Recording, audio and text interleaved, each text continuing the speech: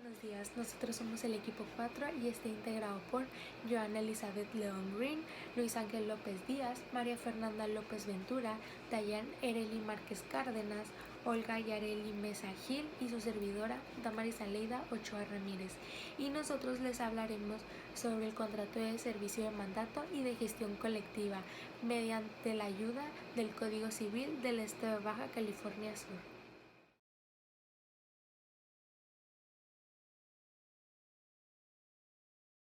Yo hablándoles un poco sobre los contratos de servicio de mandato.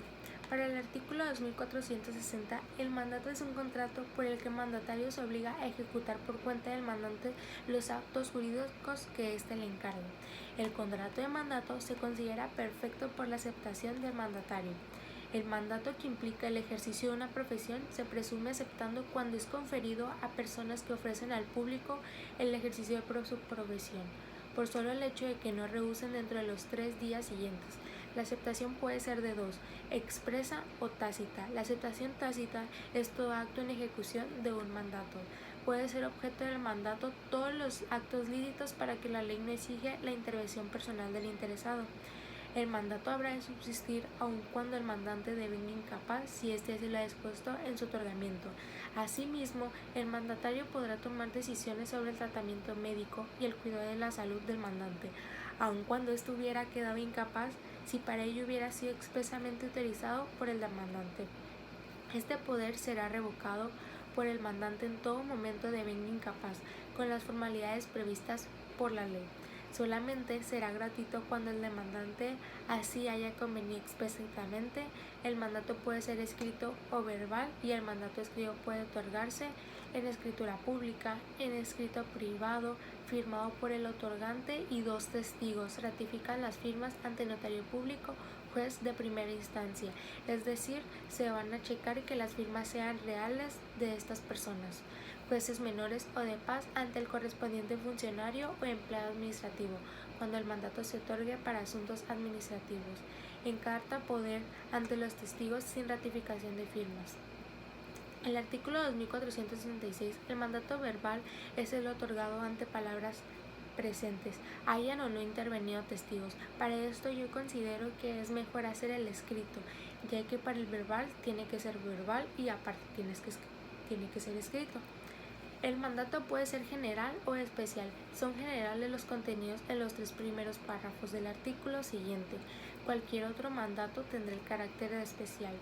En todos los poderes generales para pleitos y cobranzas bastará que se diga que se otorga con todas las facultades generales y las especiales que requieren cláusulas especiales conforme a la ley, para que se entiendan conferidos sin limitación alguna.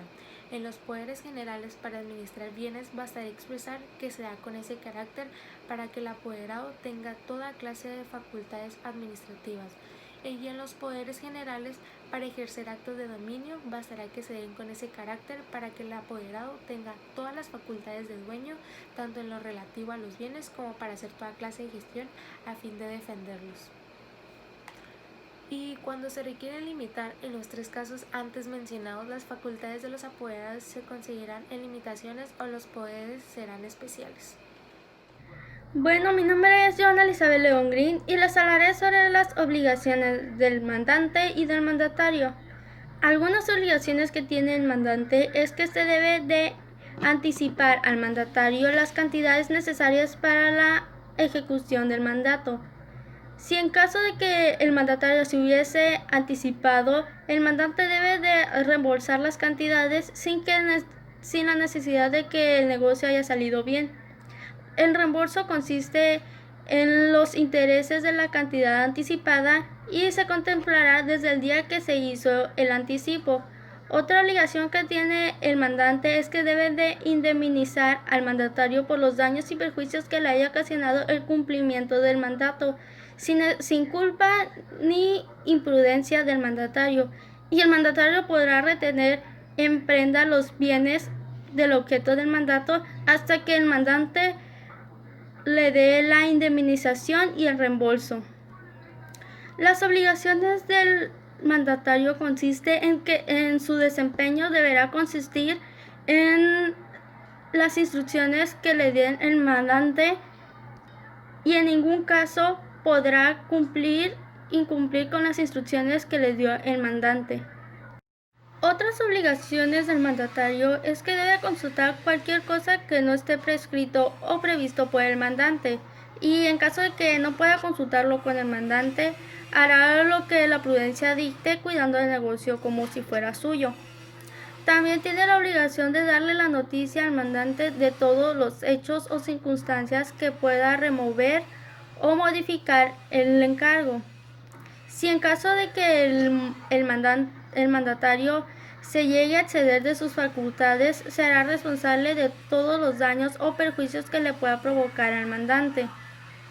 También tiene la obligación de darle cuentas exactas al mandante de su administración conforme al convenio, y debe de entregar todo lo que haya recibido en virtud del poder.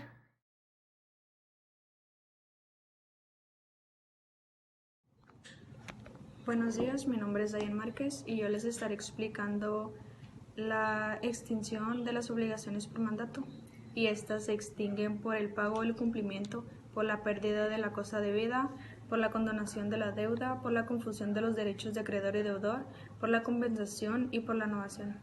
Además de estas causas puede haber otras, como el mutuo disenso, que es el contrato dirigido, el desistimiento unilateral, que existe por pacto o por ministerio de la ley, y la resolución por incumplimiento o por alteración extraordinaria de las circunstancias.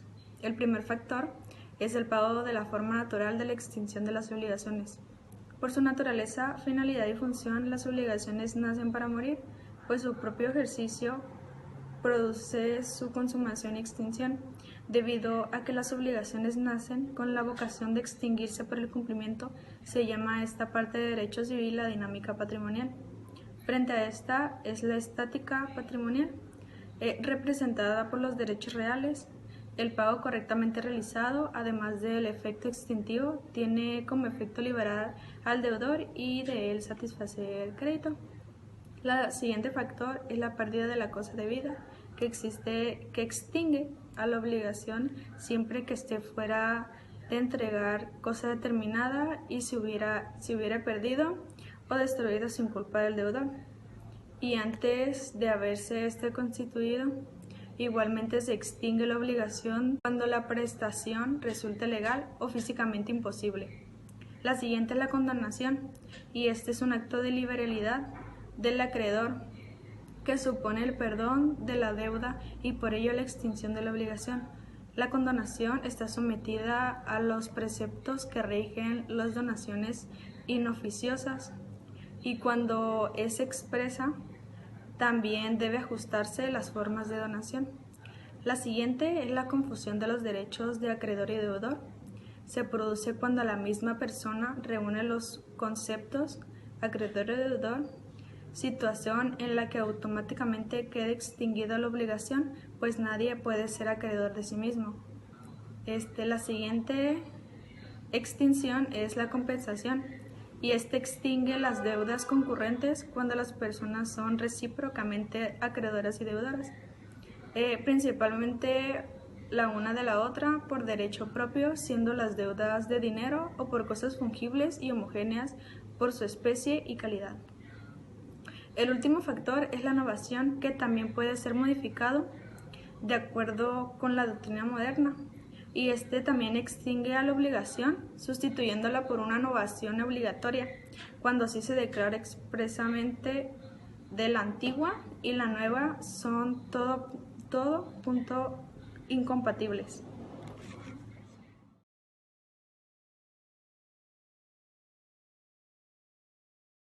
Mi nombre es Olga Yareli Mesa Gil y yo les voy a hablar sobre el concepto y las partes que integran al contrato de gestión colectiva. Pues principalmente puedo decir que este contrato es un contrato social que da vida a una persona moral. En concepto, pues es que las sociedades de gestión colectiva son asociaciones que han sido creadas por autores, por productores, cuya función principal tienen de recaudar regalías de quienes hacen uso de las obras, de las producciones, interpretaciones y demás bienes creativos, para luego distribuir lo recaudado entre los asociados. Como ya lo mencionaba, es un contrato social, por lo tanto sus partes pues son los socios que integran a la persona moral. Esto es porque nos referimos a la sociedad de gestión colectiva cuyo objeto es administrar y vigilar las regalías por derechos del autor. Aquí en el mismo código hace mención de que las partes que integran al contrato son socios y que existe en el capítulo 2 que se llama de los socios, lo que hace que las partes se llamen socios.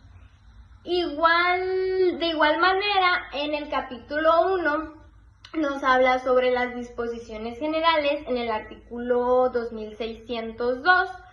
Por el contrato de la sociedad, los socios se obligan mutuamente a combinar sus recursos o esfuerzos para la realización de un fin de carácter preponderantemente económico, pero no constituya a una especulación comercial. A continuación, pues mis compañeros van a abarcar un poquito más sobre el tema.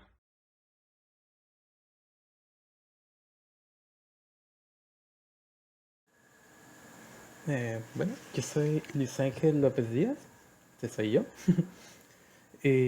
Yo les voy a hablar sobre la parte de las obligaciones que tienen los contratos de sociedad o de gestión colectiva, como se dice. Que en este caso los socios están obligados cada uno a dar o a combinar sus recursos y esfuerzos para realizar el bien común que se celebra en el contrato.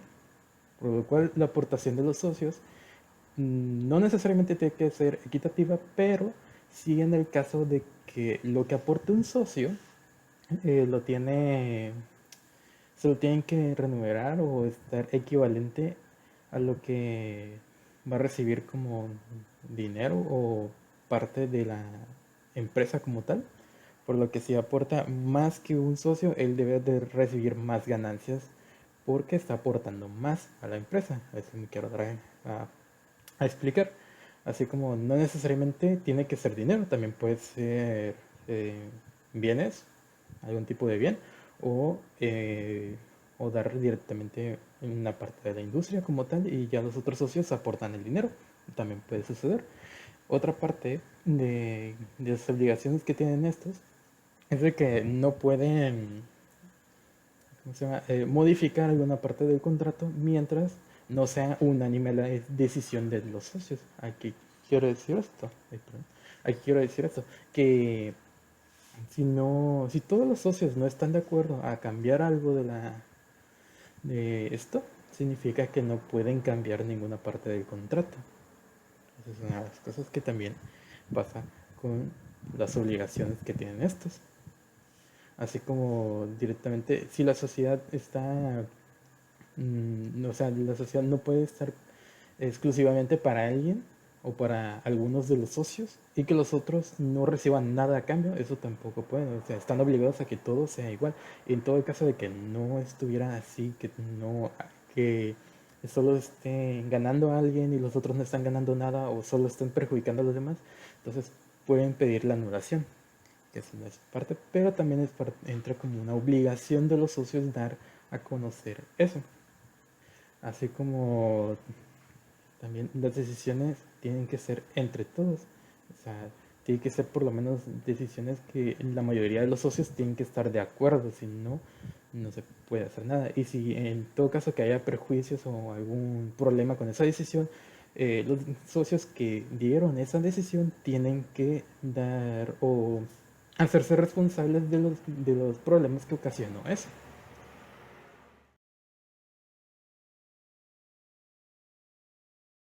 Muy bien, soy María Fernanda y voy a presentarles lo que son las extinciones de las obligaciones, que para comenzar con el tema voy a explicarles lo que son las obligaciones, que es un vínculo jurídico que se genera entre dos partes.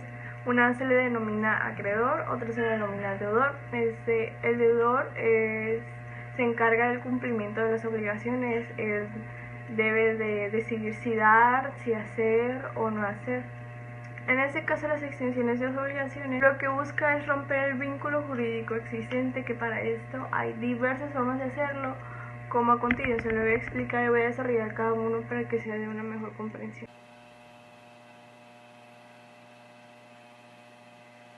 De acuerdo al artículo 1156 del Código Civil, las obligaciones se pueden extinguir por el pago o cumplimiento, por la pérdida de la cosa debida, por la condonación de la deuda, por la confusión de los derechos de acreedor y deudor, por la compensación y por la novación. Una de las extinciones de obligación más importantes es la pérdida de la cosa debida, que de acuerdo al artículo 1184 cita: también quedará liberado el deudor en las obligaciones de hacer cuando la prestación resultare legal o físicamente imposible, que para evitar confusión la doctrina ha impuesto la expresión imposibilidad sobrevenida de la prestación, que esa se caracteriza por el carácter sobrevenido, el origen físico o jurídico de la imposibilidad, el carácter objetivo de la imposibilidad y la imposibilidad sobrevenida total. La siguiente forma de extinguir una deuda es la condonación o remisión de la deuda, que de acuerdo al artículo 870 cita: legado de perdón o liberación de una deuda, que eso quiere decir que se le perdona al acreedor liberación de una deuda, que eso quiere decir que se le perdona al acreedor una deuda o renuncia a exigirla. La siguiente forma de extinguir una obligación es mediante la confusión, que de acuerdo al artículo 1192 expresa que de lo contrario a la condonación, esta se remueve de acuerdo a la confusión de los derechos de autor. La siguiente forma es la confusión, que al contrario de la condonación, de acuerdo al artículo 1192, expresa que se extinguirá la obligación a causa de la confusión de los derechos, o bien cuando se reúna en una misma persona los conceptos de acreedor y deudor. La siguiente forma de extinguir una obligación es la compensación, que equivale a nivelar o igualar el efecto de una cosa con el efecto de la otra contraria. Jurídicamente equivale pues a indemnizar, residir el daño o prejuicios. De acuerdo al artículo 1196, los requisitos de la compensación son que cada uno de los obligados lo esté principalmente y sea a la vez acreedor principal del otro, que ambas deudas consisten en una cantidad de dinero o sin no fungibles de las cosas debidas, que las dos deudas estén vencidas, que sean líquidas y exigibles, que sobre ninguna de ellas haya retención o contienda promovida por terceras personas y notificada oportunamente por el deudor. La última forma de la extinción de las obligaciones está la novación, que sugiere la renovación o modificación de algo, pero que puede perder su sustancia e identidad.